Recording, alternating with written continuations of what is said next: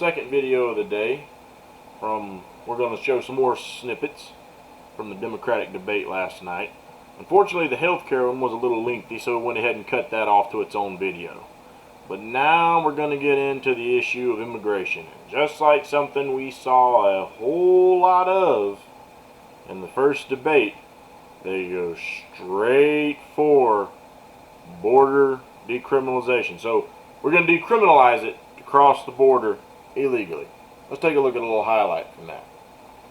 Thank you, Senator. Here. Just to clarify, would you decriminalize illegal border crossings? The point is not about criminalization. That has given Donald Trump the tool to break families apart. Thank you. Your response. But you are playing into Donald Trump's hands. The challenge isn't that it's a criminal offense to cross the border. The challenge is that Donald Trump is president and using this to rip families apart. So, I'll just sum this up for you. Real quick, the last video I did, I gave 2 points, 2+ points. Who won, in my opinion, the kind of the back and forth everyone had on healthcare. Even though I think different people made good points, and some of the people who I thought absolutely sucked made somewhat of a point, like Delaney, Hickenlooper. Overall, I feel like the winners were Bernie and Elizabeth Warren. Okay? But then we got to this topic. Oh boy. Oh boy, oh boy, oh boy. Dead wrong, Liz. Dead wrong, dead wrong, dead wrong. Now, I like how she I say dead wrong.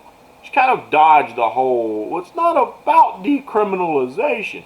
But they all said it in the last debate. Oh, yeah, we're going to decriminalize coming across our border. Yeah, that's the right thing to do. It's crap. It's crap. Look, I've said before, I understand there are a lot of people who want to come into the country for a better life for their family, and I cannot blame them for that. But there is a legal way you're supposed to come into the country, and for God's sakes, even the Democrats have been admitting this within the last 20 to 30 years. Clinton said it back in the 90s. A lot of these Democrat senators, Clinton, Obama, Dick Durbin, Chuck Schumer, have all been preaching the same message that they are now calling people on the right racist for saying now. But you have to come in illegally. You can't come through the back door and hurt the American worker, skip out on taxes. Again, there's a reason we only take so many people into the country every year. Because if you take too much, it's going to hurt the resources and economics. So when people apply, we only take a certain amount of people each year. Okay? There are reasons for things like that being put into place.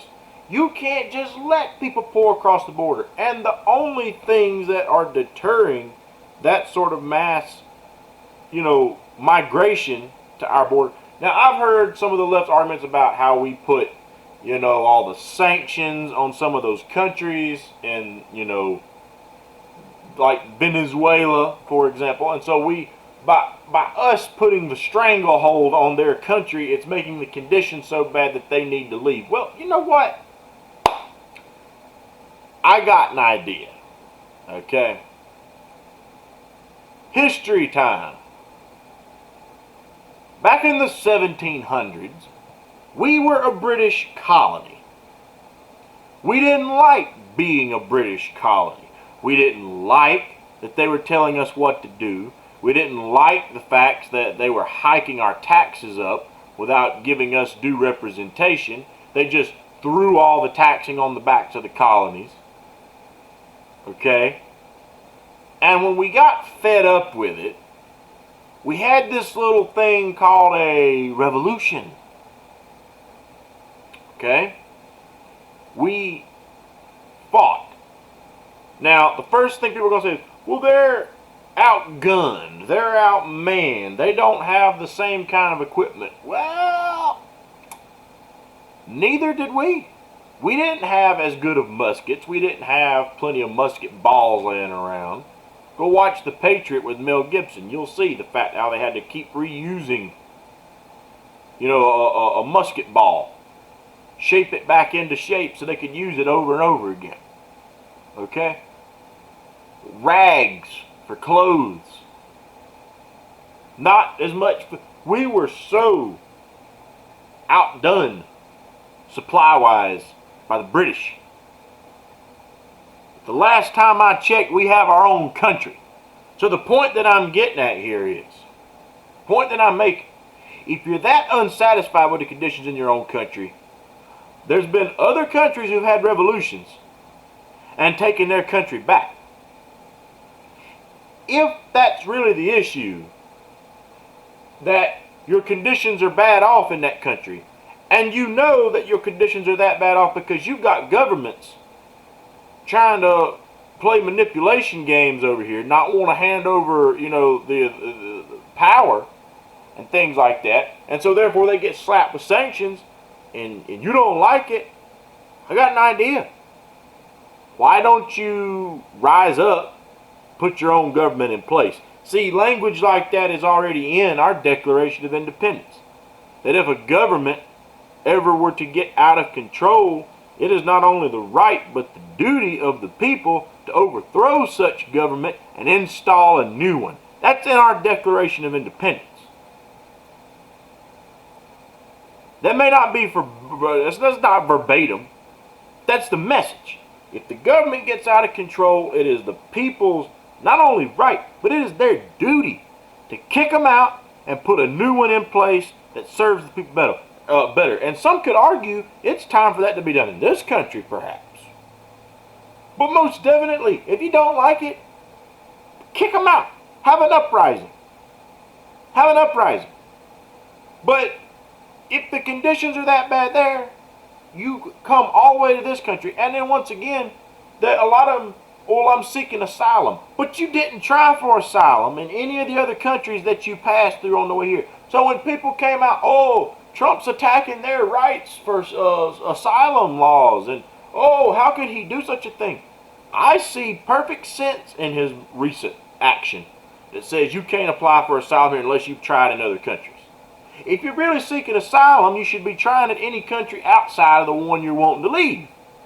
Unless, of course, they're like linked at the hip, But Mexico is a lot more safe than those. Even though Mexico has its own fair share of crime and issues, they're still doing a lot better.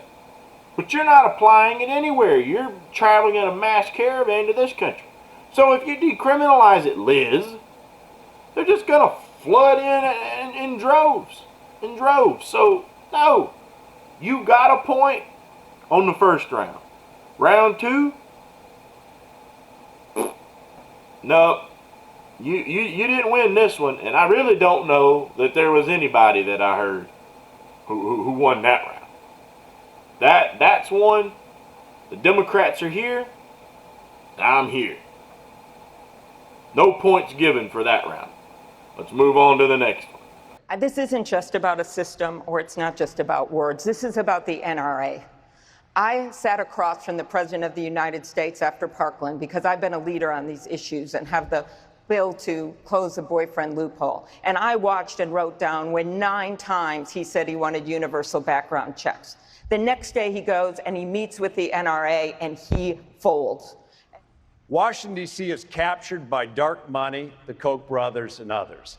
That's been the fight of my career, kicking the Koch brothers out of Montana, taking the first case after Citizens United up to the Supreme Court, making it so that elections are about people. That's the way we're actually going to make a change on this, Don. The issue of gun safety, of course, is that the NRA has us in a chokehold. But so do the pharmaceutical companies, so do the health insurance companies, so do the fossil fuel companies, and so do the defense contractors. And none of this will change until we either pass a constitutional amendment or pass legislation that establishes public funding for federal campaigns. But for politicians, including my fellow candidates, who themselves have taken tens of thousands and in some cases hundreds of thousands of dollars from these same corporate donors, to think that they now have the moral authority to say we're going to take them on, I don't think the Democratic Party should be surprised that so many Americans believe yada, yada, yada. It is time for us to start over with people who have not taken donations from any of these corporations and can say with real moral authority, that is over. We are going to establish public funding for federal campaigns. That's what we need to stand up to. We need to have a constitutional amendment. We need to have legislation to do it. Thank and you. until we do it, it's just the same old, same old. Thank you, Ms. Floyd. Oh, I think we may have found the dark horse finally. Woo! And it's actually surprising who it's turning out to be here. So first of all, they jump right into the NRA. Oh, the evil, evil, evil, evil, evil, evil NRA.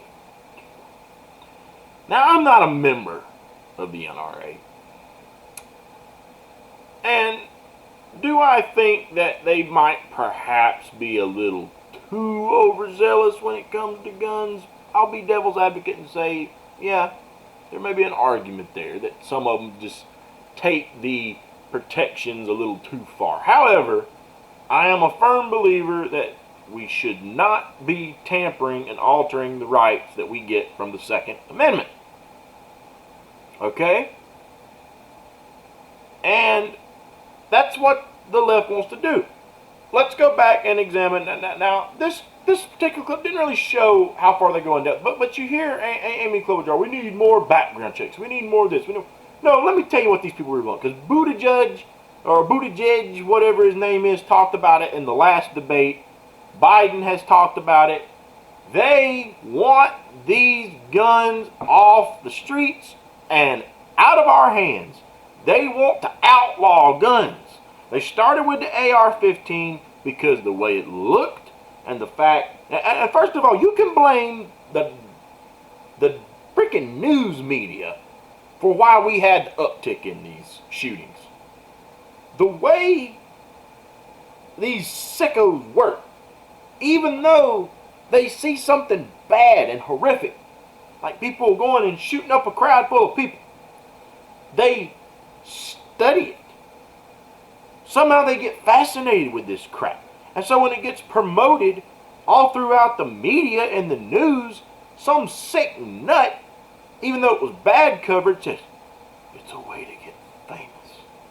I'm going to make my mark. I know just what I'm going to do. I'm going to go buy a gun that looks like that. I'm going to go shoot a crowd full of people. Some nut is going to do that. And that's because the news just promotes the hell out of it. And it doesn't matter if it's good promotion or bad promotion. It's publicity and it's promotion, and people will follow suit. Monkey see, monkey do. Period. That's why you have it. And it's not going to stop as long as they keep talking about it. And they promoted this gun like it was supposed to be so horrible and so bad. And yet people immediately jump to, we only want the AR-15. Let's just get rid of the AR-15. That's the one we don't need. And they don't even realize that there are guns that have the same makeup basically as an AR-15. Look, design-wise, just like a military weapon, has a clip, big clip that goes in the bottom. It's a shotgun. A shotgun. Now, for anybody who may not be familiar with guns, let's break that down for a moment. AR-15, you get shot with one, it can most certainly kill you. But maybe you get shot with any gun, it can kill you. But I dare you go look at the bullet hole left over from AR-15 and go look at something that got hit with a shotgun. Shotgun can literally blow limbs apart. Okay? Now imagine someone taking a gun like that, loading it full of shotgun shells or birdshot shells, or not birdshot, but a buckshot. Okay? And walking in and just spraying the crap out of a crowd full of people. You could do a whole lot more damage.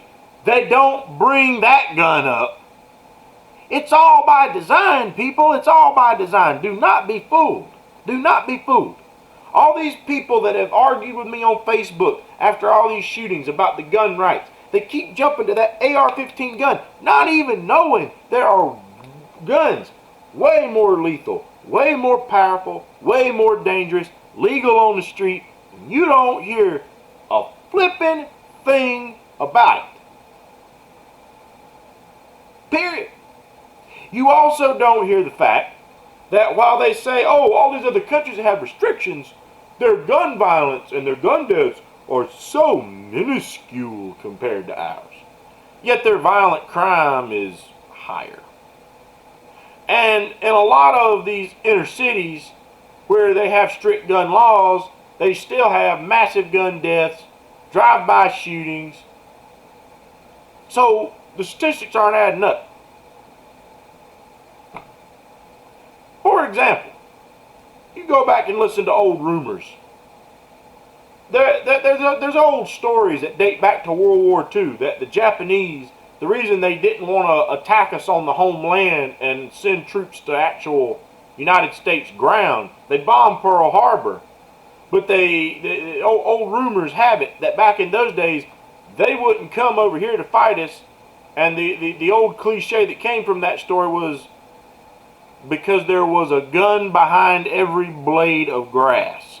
We were armed. We were protected. The Democrats want it gone. And if you don't believe me, do your homework for yourself. Joe Biden wants smart guns. Smart guns. He wants all the guns off the street and put smart guns in place. For one thing, we still have an issue today with guns jamming. Imagine what smart guns are going to do that won't shoot unless it detects your fingerprint. If my thumb is wet, sometimes I can't even unlock my phone because it reads my fingerprint differently. Imagine a cop being in a bad predicament, having to rely on a smart gun. I'll guarantee you they don't want their Secret Service armed with a damn smart gun. They want that. No, we have to carry that. We have to carry that. Once again, hypocrisy at its finest. And if you really want to know what the full agenda is, go look up Dianne Feinstein back in the 90s. She said flat out if she could have gotten 60 votes in the Senate, she would have passed a bill that would have made everyone turn their guns in. As she put it, Mr. and Mrs. America, give them up and turn them in. She wanted to disarm the whole country. And this old broad has been sitting on Capitol Hill since they put pen to paper on the Declaration of Independence, basically. Again, like I said the other day, exaggeration. But she is another career politician. She's been there too long. Way too long. And she said that back in the 90s. If they were saying crap like that back in the 90s, and they keep gearing up this whole gun control business, you can't tell me they're not coming after gun control from the standpoint that they just want to disarm the people. Period. You can give me whatever argument you want. History and facts point the other direction. History shows when they want control of the people, they take their guns away. And the only way they're going to convince you to give up your Second Amendment rights is to use fear-mongering. You all say Trump fear-mongers about immigration. The left is fear-mongering you over these guns. What they don't give you in that statistic about the gun deaths, how much of it was suicide? How much of it was police? See, you don't hear statistics like that. They give you one big lump number without breaking down all the details on it. So it's crap. They're fear-mongering you into thinking you need to give up your rights. Don't be fooled. Don't be fooled. There's plenty of people out there, especially on the left, who are going to disagree with me 6 ways to Sunday. But that's my take on it. They're trying to convince you and give you good reason why you think you need to give up your right to bear arms. Don't be fooled. Do I think there may be the ability for a little more safety precaution in the background check system? Sure. But they're not wanting to leave it there. Don't be fooled. This is the slippery slope. They give you that little tidbit up front that, oh, well, doesn't this just sound reasonable? You cave, it's going to keep on going. They will not stop. Too many of them have shown it in what they've said. Now, let's get back to that dark horse. Oh, Missy Hippie. I would never have thought it. Mary Ann Williamson. She didn't really get too much into guns. She went in that the NRA has a stranglehold on the country. Okay? And it was either her or Bullock who was pointing. I think it was Bullock who pointed this out. You know, they're pointing out that the NRA has the stranglehold on the country. You know, but aside from Bullock, I'm just going to focus on Williamson. She pointed out with the stranglehold that the NRA has, but then she went in and said so does the healthcare industry, so does the defense industry and the defense contractors. Oh man, she went to town, kicking ass and taking names in that department. Period. I mean, just slapping them around. She wasn't really slapping the other people on stage around, but she got right into business. Right into business. She made some real good points there. Points I've been saying since I started this channel. People like Big Pharma and the defense industry out of control. They're out of control. Now, the NRA, of course, they're lobbying politicians. And then it was the Bullock who brought up, you know, how the Koch brothers want to fund everything. And I'm against the Koch brothers and their big, you know, bundle of money funding everything too. They're corrupt. Of course, they like to fund a lot of people on the right. And if you look at a lot of, even though they have gotten in bed with Trump, a lot of the people who they really were behind previous to Trump, George Bush, John McCain, Mitt Romney, all three of those, just crap, trash, garbage. Now, I want to be clear, I respect John McCain's service as a war hero. Unlike what Trump said, I disagreed with the things that I heard from President Trump about, oh, I like the war heroes that didn't get captured. No, that was very distasteful. Extremely distasteful. And he does need to let the dead man rest, too. I get it. John McCain didn't vote for the repeal of Obamacare. We have our opinions on that. Let the dead rest. Okay? But I did not like the man on his politics. I didn't like him, Romney, Bush, Rubio, Jeb Bush, Daddy Bush. Okay? Just crap. Crap. All of them. Crap. But there's plenty of people on the left taking funding from Big Pharma. And she points that out. They're raking in this money. They are bought and paid for. So even though this got slightly off topic from the guns, I like the bait and switch. And even though it wasn't a good argument on guns, definitely a good argument, definitely some good points made, and the dark horse has surged into the race now. I don't know if her poll numbers will go up much as a result of this, but just from that little snippet right there, Mary Ann Williamson won that round. She won that round. So the dark horse takes a point. Missy Hippie, you got a point on the board. Thank you for tuning into this episode of the Independent Report. If you liked the video, please hit that like button and please subscribe to the channel. If you subscribe, ring that bell so you'll receive notifications when we drop new videos. I'm trying to grow this channel and inform more people of what's going on in the world around them. Thank you for your support, and we hope you tune in next time.